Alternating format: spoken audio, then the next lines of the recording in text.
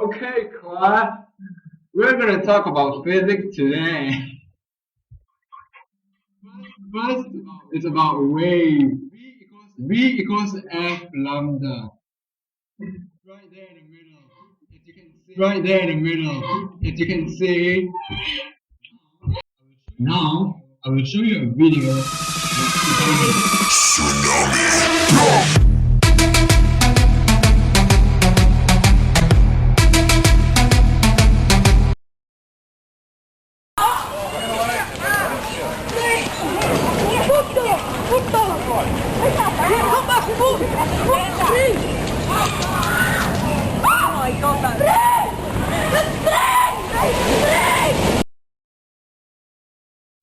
So, teacher, how do the wave become bigger when they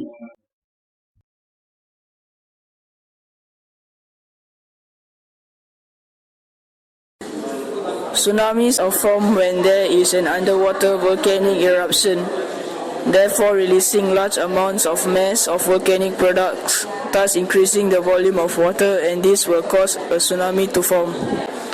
Secondly, landslides will cause a large mass of soil, rocks, sediments, and much more to enter the sea and cause the volume of the sea to increase, thus causing a tsunami.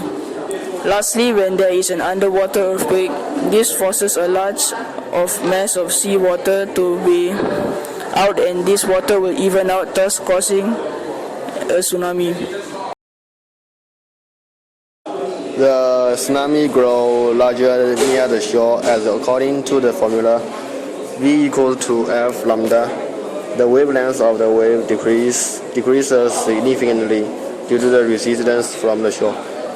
However, the frequency of the wave remains unchanged as it only depends on the epicenter. Thus, the height of the wave grows. Kinetic energy of the wave is converted to the gravitational potential energy. The wave possesses large amount of energy. When it comes down, it causes large damage.